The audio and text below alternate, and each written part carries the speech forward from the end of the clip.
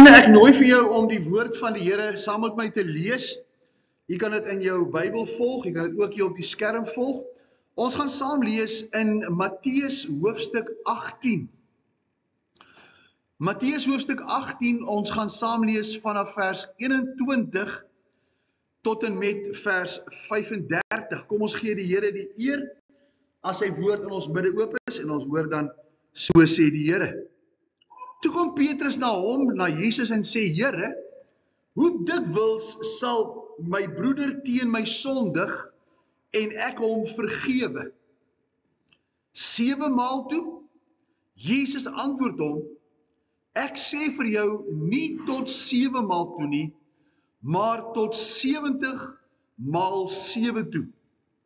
Daarom word die koninkryk van die hemele vergelyk met 'n sekere koning, wat sy diensknegte of wat met sy diensknegte wou afreken.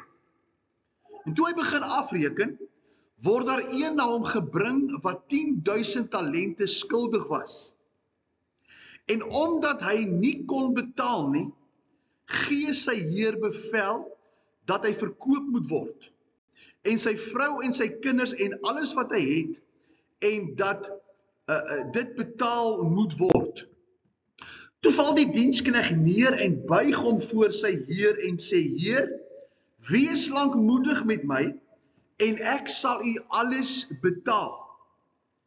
En die heer van daardie diensknegt het innig jammer vir hom gevoel en hom losgelaat en hom die skuld kwytgestel. Maar toe daardie diensknegt uitgaan en een van sy medediensknegte vind, wat hom 100 penning skuldig was, het hy hom aan sy keel gegryp en gesê, betaal my wat jy my skuld. Sy medediensknegt val toe voor sy voete neer en smeek hom en sê, wees lankmoedig met my, en ek sal jou alles betaal. En hy wou nie, maar het gegaan en hom in die gevangenis gewerp, totdat hy die skuld sou betaal het. Toe sy medediensknegte sien wat gebeur het, was hulle baie bedroef, en hulle het gegaan en aan hulle heer meegedeel, alles wat gebeur het. Daarop roep sy heer hom en sê vir hom, jou slegte diensknegt, al daardie skuld, het ek jou kwytgeskel, omdat jy my gesmeek het. Moes jy nie jou medediensknegt ook barmhartig wees, soos ek jou ook barmhartig gewees het nie? En sy heer het hom in toorn oorgegee aan die pyniging totdat hy alles betaal, totdat hy sou betaal het, alles wat hy hom skuldig was. So sal ook my hemelse Vader aan julle doen, as julle nie elkeen sy broeder van harte sy oortredinge vergewe nie. Ons is besig met die reeks hier, baie kort reeks dan, en ons sal sien hoe die Here vir ons vorder, oor die betekenis of dan die begrip vergifnis. En die sentrale groot tema is kom los van wat jou verlede jou aan vasketting. Ons het in die begin 2 weke terug gekyk na die definisie van die woord vergifnis. Ons het verlede week gekyk na wie jy in wese is, sondig wat vergifnis ontvang het, en waarom jy geen rede het om ander ook te vergewe nie, omdat jy vergewe is. En wil ons vanmôre stil staan by wat sê die Bybel verder oor belydenis en vergifnis.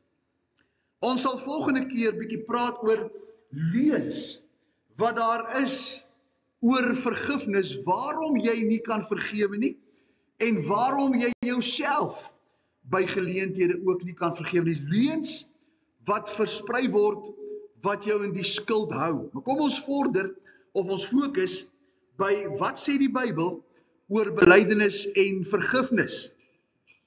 Wanneer iemand 'n ander persoon sleg of verkeerd behandel het, beskadig dit hulle verhouding en bring die oortreder in 'n posisie van skuld teenoor die verontregte party. Daar word dan gewoonlik geëis dat hy moet vergoed vir die seer of vir die verlies wat die ander persoon gelei het. Om die oortreder te vergewe, het ons dan 2 weke terug gesien, is om afstand te doen van die reg, van enige eis vir vergoeding, om enige negatiewe emosies teenoor hierdie persoon te laat vaar, en om die verhouding waar moontlik is te herstel. 'n Kind van God, na my mening, se enigste reg as ons die Bybel interpreteer, die enigste reg wat ons het, is om daai reg prys te gee. Omdat ons vergewe is, ons sal vergewe.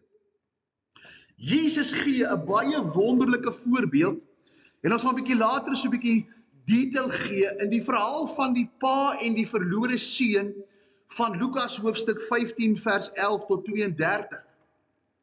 Die seun, sal jy onthou, het sy pa baie seer gemaak deur van sy pa sy eiendom te eis, wat hy veronderstel was om eendag te ontvang. En hy eis by sy pa om hierdie geld te kry. Hy vertrek na 'n ver land en daar vermors hy hierdie geld op 'n baie onverantwoordelike manier. As ons na die pa toe kyk, dan sien ons dat die pa het nie hoop verloor om sy seun weer te sien nie, en sy gesindheid was dat hy die seun sou vergeef. Maar wanneer die seun in 'n groot nood beland, besef hy wat hy gedoen het, en hy keer terug huis toe. En dan lees ons, het die pa hom nie verwerp nie, maar hom verwelkom, 'n feesmaal vir hom gehou, en hom heelhartig vergewe. Ek wil stil staan by 'n paar aspekte, en die eerste saak is, ons het skuld by God. Die Bybel sê, dat elke mens in skuld by God gebore is. Aangesien God ons geskaap het as volmaakte en regverdige mense sonder sonde, wie se doel dit was om God te verheerlik, het hy alle reg om volmaakte toewyding van sy skepping te eis. Maar omdat die eerste mense besluit het om die Skepper ongehoorsaam te wees, het hulle sonde geword en ook so die hele nageslag in sonde gedompel. Daarom sê Romeine 3 vers 23, maar almal het gesondig en het nie deel aan die heerlikheid van God nie. In die tweede plek sien ons dat vergifnis deel is van die versoeningswerk van Jesus aan die kruis. Omdat ons gesondig het en ons in skuld by God is daar geen manier hoe ons van die sonde en die skuld verlos kan word nie.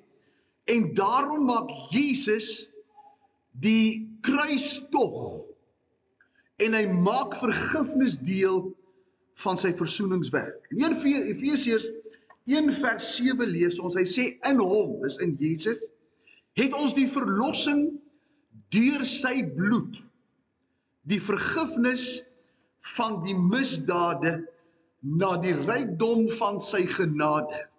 Vers 8 sê, wat hy oorvloedig aan ons bewys het in alle wysheid en verstand. In Christus Jesus is daar verlossing. En hierdie verlossing, as u vers 7 lees, en die ou vertaling sê dit vir my so mooi, hy sê, nie uit die rykdom van sy genade nie. Hy gee nie vir jou 'n deeltjie van sy genade nie. Hy gee vir jou na die rykdom van sy genade. Dit beteken dat as ek R1 miljoen sou hê en ek sal vir jou 100.000 gee, dan gee ek jou vanuit my oorvloed. So gee jou 'n deel van. Maar as ek vir jou gee na my oorvloed, dan gee ek vir jou baie meer, want ek gee vir jou in ooreenstemming met wat ek het, die totaal.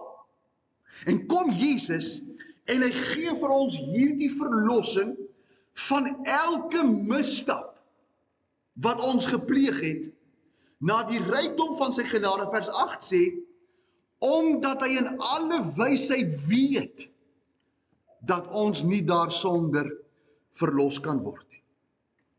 In 1 Johannes hoofstuk 1 vers 7, 8 en 9 lees ons, maar as ons in die lig wandel, soos hy in die lig is, dan het ons gemeenskap met mekaar.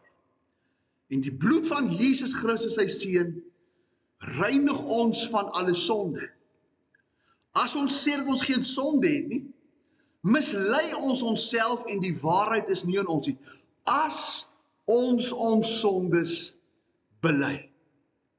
Hy is getrou en hy is regverdig om ons die sondes wat ons bely te vergewe en ons van alle ongeregtigheid te reinig.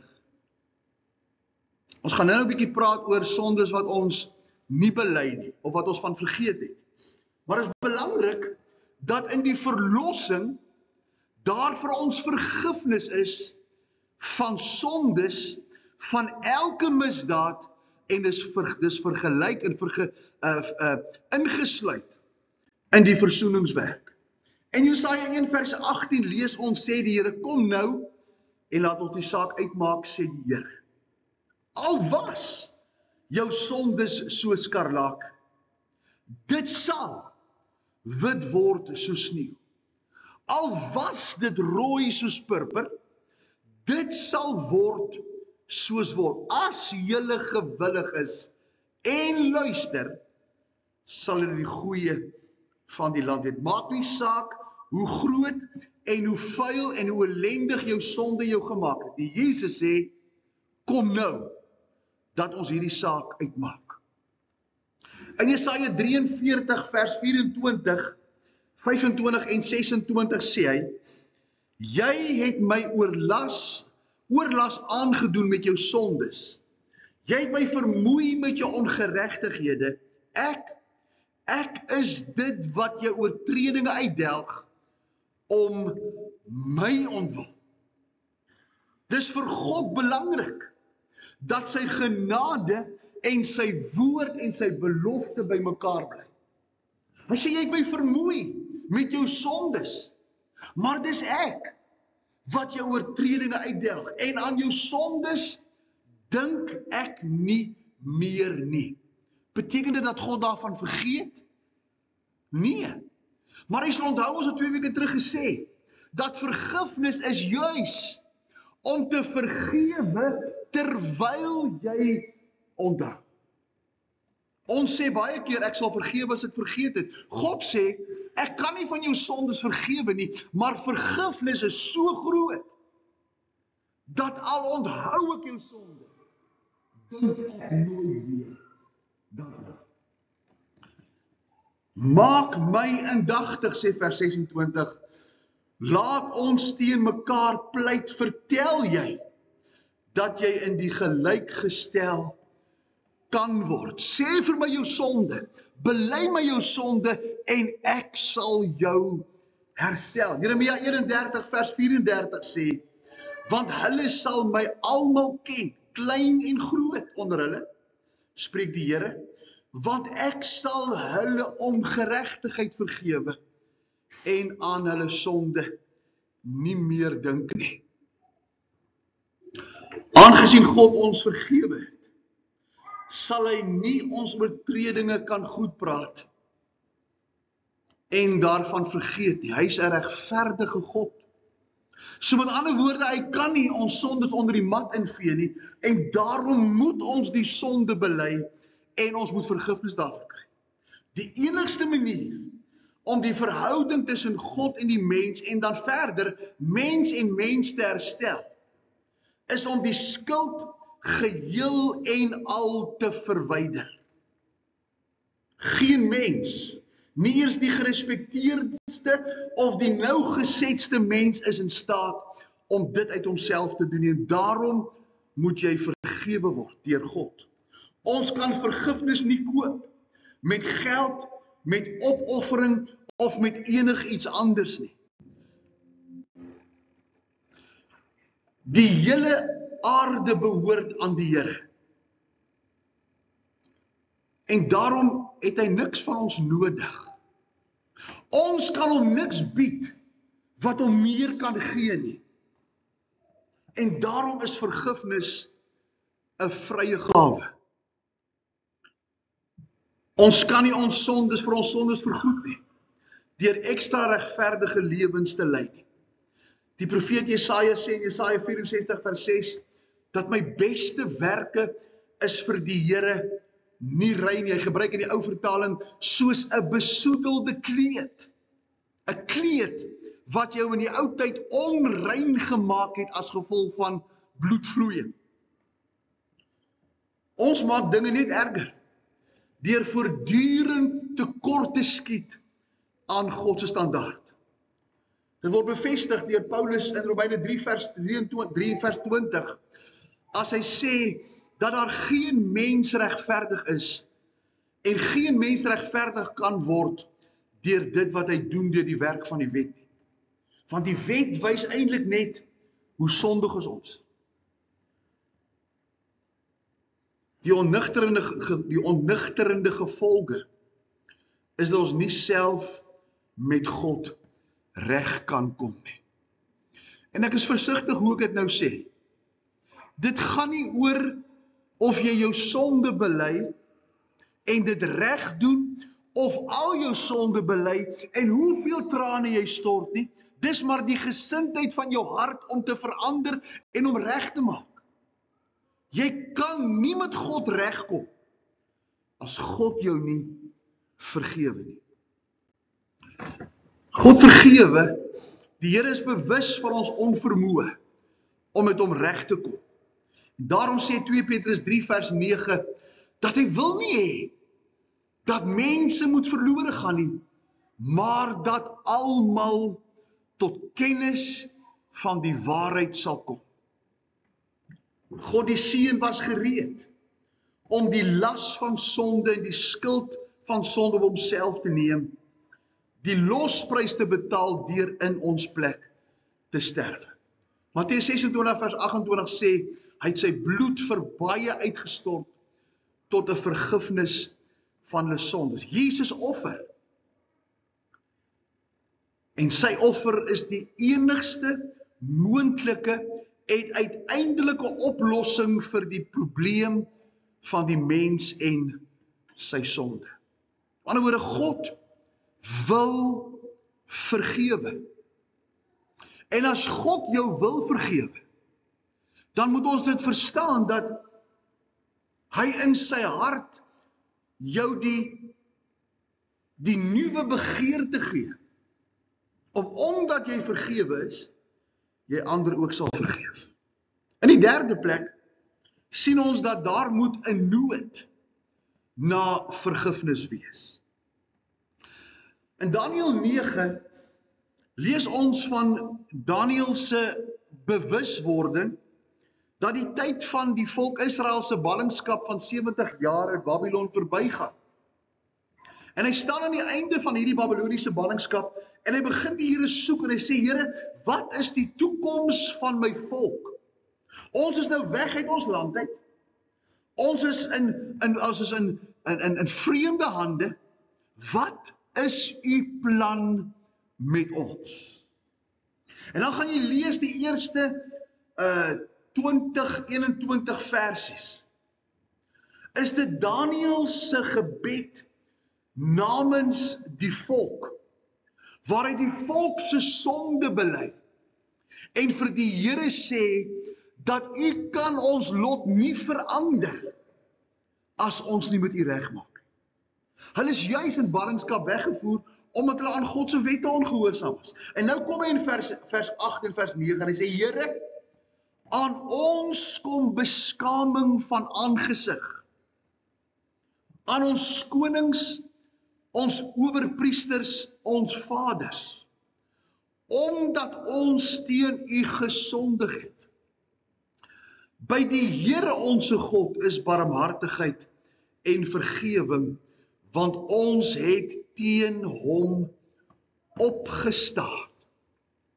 Daar moet 'n nood wees by die mens om vergewe te word.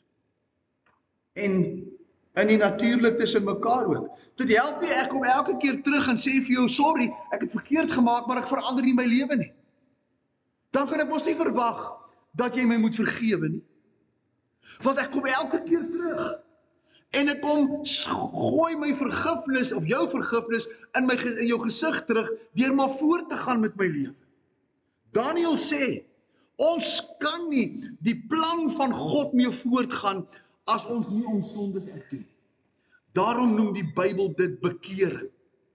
Om tot stilstand te kom, berou te hê oor jou sonde en weg te draai van jou sonde af na God. 'n Baie interessante vers, hieromtrent vind ons in Handelinge hoofstuk 3 vers 9 en 10, waar die skrywer skryf en hy sê, kom dan tot inkeer en bekeer julle. Die twee dele van bekering. Kom tot stilstand, erken dat jy verkeerd is, wees jammer oor jou toestand, breek met die sonde en draai daarvan weg. Hy sê, sodat julle sondes uitgewis kan word en tye van verkoking van die aangesig van die Here mag kom. En hy hom mag stuur wat vooraf aan julle verkondig is, naamlik Jesus Christus. Sien nou al hoe ek en jy die genade en die teenwoordigheid van God kan beleef, is wanneer ek my sondes bely, ek wegdraai van my sonde na God toe, en die Seun my aan die Vader kan voorstel en sê, Vader, aanvaar hierdie sondaar op grond van wat ek vir hom gedoen het, om sy skuld vry te maak, maar om aan u heilige standaard te volbring. Micha 7 vers 18 en 19. Wees 'n God soos u, wat die ongeregtigheid vergewe en die oortreding van die oorblyfsel van sy erfenis, van sy erfdeel verbygaan. Hy hou toorn nie vir ewig vas nie, maar het 'n welbehae in goeie tiermyn. Hy sal hom weer oor ons ontferm, ons ongeregtighede vertree. U sal al hulle sondes in die diepte van die see werp. Jesaja 55 vers 7. Laat die goddelose sy weg verlaat en die kwaaddoener sy gedagtes, en laat hy hom tot die Here bekeer, dan sal hy hom barmhartig wees en tot onsse God, want hy vergeef vermenigvuldiglik. In die vierde plek, as ons kyk wat sê die Bybel oor bekering en vergifnis, dan sien ons dat vergifnis en bekering 'n hartsgesindheid moet wees. As ons na die verhaal van die verlore seun kyk wat ek vroeër na verwys het, wil ek 'n paar baie belangrike sake met u deel. Ek lees in Lukas 15 vers 16 en verder die volgende. Die seun is weg, hy het die geld verkoos en hy word aangestel om een van die eienaars van die omgewing se varke op te pas. Nou vir 'n Jood is dit 'n groot verleentheid om varke op te pas. En nou staan daar en hy het verlang, hy was so honger, hy het verlang om sy maag te vul met die peule wat die varke eet. En niemand het dit aan hom gegee nie. Kyk sy toestand. Hy is aan die einde van homself, maar hy het tot homself gekom. Hy het op die plek gekom waar hy sê, ek hoort nie hier nie. My lewe se keuses was verkeerd. En hy sê vir homself toe hy tot die besef kom, hoe baie huurlinge van my vader het oorvloed van brood, en ek vergaan van die honger. Vers 18. Ek sal opstaan en na my vader gaan. Die gesindheid, ek moet terugkeer. En ek sal vir my vader sê, Vader, ek het gesondig teen die hemel en voor u, ek is nie meer werd om die seun genoem te word en maak my soos een van u huurlinge. Hy kom tot stilstand, hy herken hy het gesondig, hy is nie werd om op homself met sy eie meriete terug te gaan na sy pa toe nie. Al wat hy aanvaar is dat sy pa hom genadig sal wees. En as vers 20 nie daar gestaan het nie, was dit 'n ellendige toestand. Hy's jammer, hy kom tot stilstand, hy erken dat hy genade nodig het, en dat die Vader vir hom baie meer in gedagte het, moontlikhede het, en dat hy sou teruggaan, dat die Here hom, of dat die Vader hom sal help. Maar vers 20 sê, en hy het opgestaan.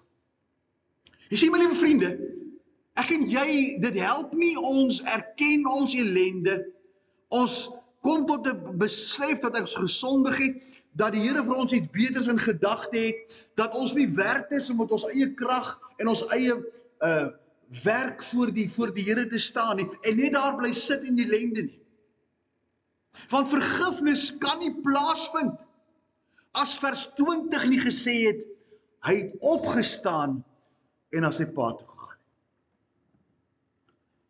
En dit het gemaak dat die Vader, as ek nou die woord dwing gebruik, is dit miskien verkeerd, maar dat die Vader verplig word om hierdie oproep te gehoorsaam, hierdie uitroep na aandag te gee. Ons verdien dit nie, hy verdien dit nie. Maar hierdie opstaan en die terugkeer en hierdie aspek van ek is skuldig en ek het u nodig, bied die Vader die genade om te vergewe.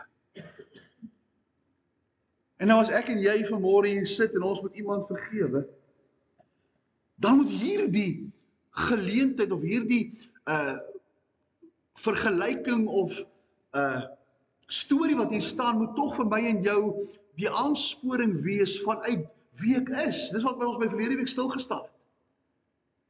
My lewe is nie my hande en my voete nie. Dis maar die uitvoering van wie ek is. Ek is iemand wat vergewe is. Wie God se toestand verander het van duisternis na lig. En hy het my skuld vergewe, Matteus 8 wat ons gelees het, en hoe het ek nou die reg om jou nie te vergeef nie? Psalm 66 vers 17 en verder sê, ek het hom aangeroep met my mond, en lofsang was onder my tong. As ek ongeregtigheid bedoel in my hart, sou die Here nooit gehoor het nie. Waarlik God het gehoor. Hy het geluister na die stem van my gebed. Geloof sy God wat my gebed nie afgewys en sy goedertierenheid nie aan my onttrek het nie. Jy sien, jy moet ook 'n gesindheid hê van ek wil breek met my toestand. Ek wil kom herstel en ek wil kom verander. Want as ek ongeregtigheid bedoel, sê die Bybel, sal die Here my nie hoor nie.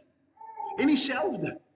As ek en jy telkens teruggaan na iemand toe en vergewe, maar ons verander nie ons lewe nie, dan sê dit mos ek wil nie my gesindheid verander om anders te wees nie. Ons lees in die groot gebed van die Here Jesus in Matteus 6, hy sê vergeef ons skulde soos ons skuldenaars vergewe. Vers 14 sê as julle die mense hulle oortredinge vergewe, sal die hemelse Vader julle vergewe, maar as julle die mense hulle oortredinge nie vergewe nie, sal julle Vader julle oortredinge ook nie vergeef nie. So ons kan nie verwag dat die Here ons moet losmaak, maar ons wil nie ander losmaak. En dieselfde met jouself. Ons gaan weer daarby stil staan. Die grootste sonde is as die Here jou vergewe het, jy ander mense nie wil losmaak en jy jouself nie wil losmaak. Want dit gooi die versoening en die vergifnis van God terug in sy gesig. In die 5de plek, wat as ek weer sondig? Wat gebeur as ek vergifnis van die Here vra en ek sondig weer? Belangrik om weg te spring oor 'n algemene opmerking is dit beskadig ons verhouding met die Here, maar sal nooit die band tussen jou en God wat Jesus is kan breek nie. Dit beskadig die verhouding. Want ons lees in Johannes 10 vers 28 en 29, hy sê ek gee julle die ewige lewe. En hulle wat die ewige lewe ontvang het, sal nooit verlore gaan tot in ewigheid. En niemand, hulle wat die ewige lewe het, sal hulle uit my hand uitruk. My Vader, wat my aan hulle gegee het, is groot as almal, en niemand kan hulle wat die ewige lewe het, uit die hand van my Vader ruk nie. Ek en die Vader is een. As niks uit my hand los kan kom nie, en geen daad, dit beteken nie dat jy nou daarna kan maak soos jy wil nie, omdat jy in die hand van die Here is nie. Die nuwe lewe maak juist die begeerte dat jy anders wil leef. Maar hy bring die versekering, hy sê, ek gee jou ewige lewe. En niks sal jou uit my hand uitdruk. Ek hou jou vas. Nou vers 29, my Vader het julle aan my gegee, wat in my hand is, want ek het julle ewige lewe gegee, en niemand sal julle uit die hand van my Vader ruk nie. So my Vader plaas sy hand oor myne. En hy is groter as ek, sê Jesus. Niks sal uit hierdie twee hande loskom nie. Met ander woorde, baie eenvoudig, jy kan nie verlore gaan nie. Want die Vader en die Seun moet los. En dis juis binne die verlossing dat hy jou sy kind maak en hy jou vashou, en die Vader deur sy Gees jou verseël, wat maak dat jy nie so vas verlore gaan nie, maar sonde breek die verhouding. Efesiërs 5 vers 8 sê, want vroeër was julle duisternis, maar nou is julle lig. Wandel soos kinders van die lig. Ons posisie as kind van God het nie verander nie, maar die verhouding het verander. Ek gaan probeer verduidelik, prakties en vinnig. Wat gebeur as jou kind vuil word of sonde doen? As hy vuil is hy nou nie meer jou kind nie. Ek onthou 'n paar geleenthede, het ons klaargemaak toe die kinders nog klein was in die huis, dan maak nou die twee kleintjies klaar, en ons sê vir hulle, gaan sit daar in die sitkamer, ons sit vir hulle iets aan, ons gee vir hulle boek om te lees, en dan gaan maak ek en sy klaar vir kerk. En baie kere het ons vir een van die twee, ek gaan nou nie iemand se naam noem nie, want ek wil nou nie een beskuldig nie, voor almal nie, het ek een gekry, wat 'n paar keer besluit het, maar sy gaan nou buite speel. En dan as ons nou op pad is kerk toe, dan kom ons agter dat madam is nou vuil. Die rok is vuil, die mond is vol modder, die hande is vuil, en alles is vuil. Wat maak ek? Nee, bly by die huis, jy is nie meer my kind nie. Nee, ek gaan bad daar. Ek kom dalk 'n bietjie later by die kerk aan, ek bad daar en gee vir haar 'n pak slaas as dit nodig is, maar sy bly my kind. Dit wat sy gedoen het, verander nie aan ons, aan wie ons in wese is nie. Dit verander die houding. Ons het altyd gesê, ons is lief vir jou, maar ons hou nie nou baie van jou.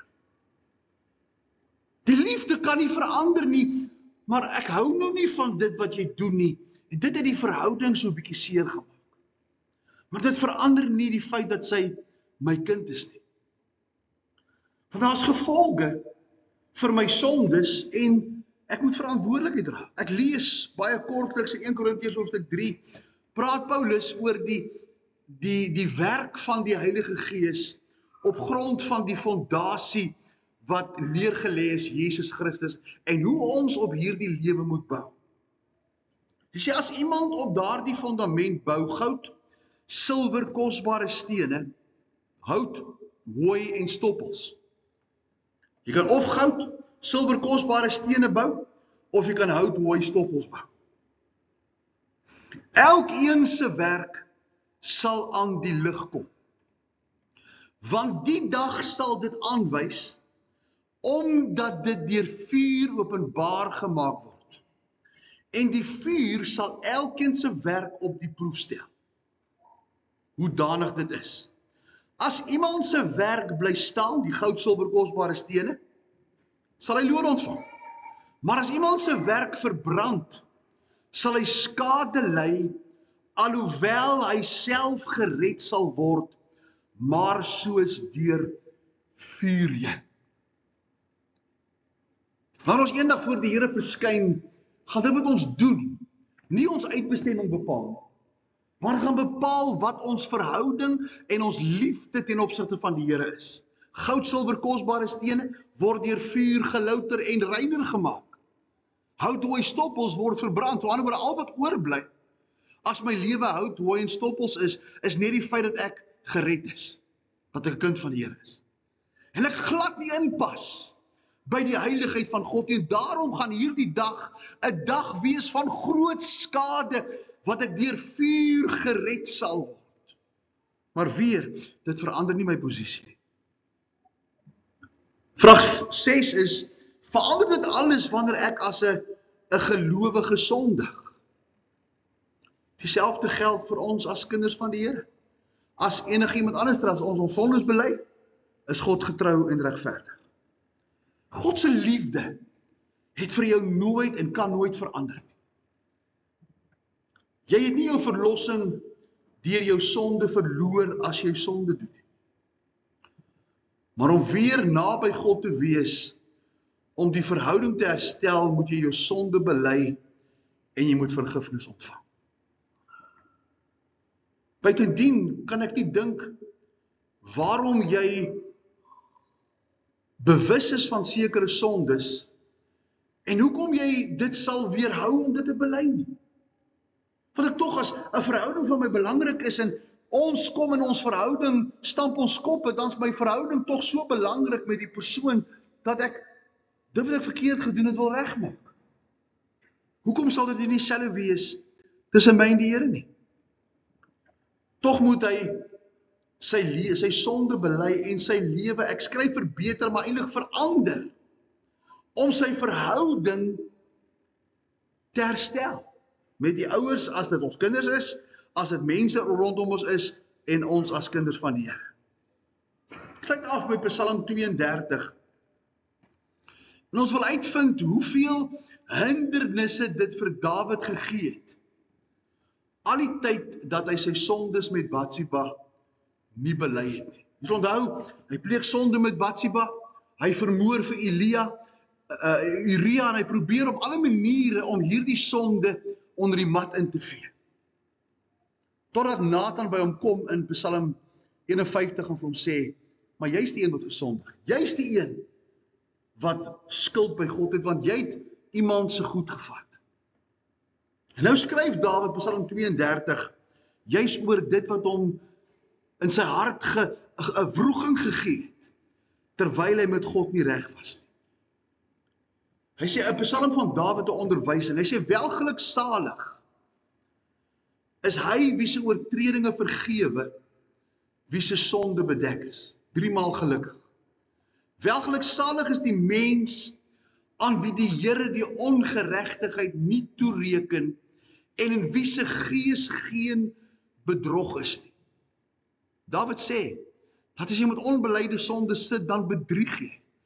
In Johannes 1 vers 8 sê dieselfde. Toe ek geswyg het, toe ek my sondes nog nie bely het nie, het my gebeente uitgeteer en my gebrul die hele dag. Ek is besig om siek te word, hier in my binneste. omdat daar iets is tussen my en God. Vers 4. Want u hand was dag en nag swaar op my murg het verander soos deur somergloed. Vers 5. My sonde het ek u bekend gemaak, en my ongeregtigheid het ek nie bedek nie. Ek het gesê, ek wil aan die Here my oortredinge bely, en u die ongeregtigheid van my sonde vergewe.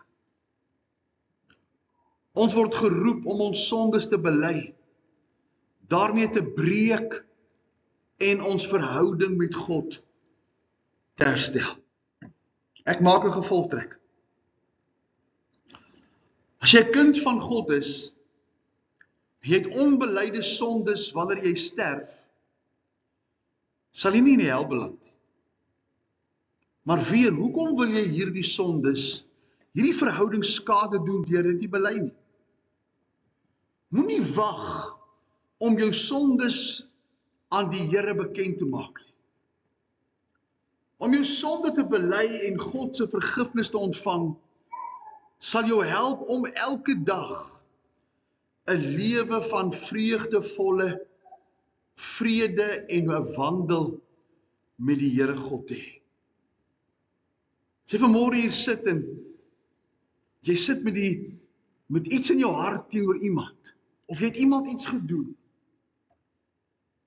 gaan maak seker dat jy dit vandag regmaak. Want hierdie ding tussen jou en God en hierdie ding tussen jou en iemand anderster gaan jou uitteer, gaan jou siek maak, gaan jou vreugde, gaan jou blydskap, gaan jou lus om vir die Here iets te doen wegknou, wegkrimp, omdat jy nooit vrymoedigheid sal hê. Onthou julle vir Adam en Eva? Toe hulle sonde gehad het, het hulle van die Here God al weggevlug. Totdat die Here vir hulle gewys het, maar daar's iets wat in julle plek sterf, wat julle naaktheid kan bedek. En die Here maak van hulle skorte, wat hulle naaktheid bedek, en hulle verhouding met God regmaak. Die gevolge was daar, maar die posisie en die verhouding is herstel. Hierdie is ons einde van ons gesprek oor belydenis en vergifnis in die skrif, en ek hoop dat die Here hierdie woord in jou hart sal seën. Kom ons buig voor die Here en dan bid ons saam. Here, baie dankie vir u woord en vir u teenwoordigheid.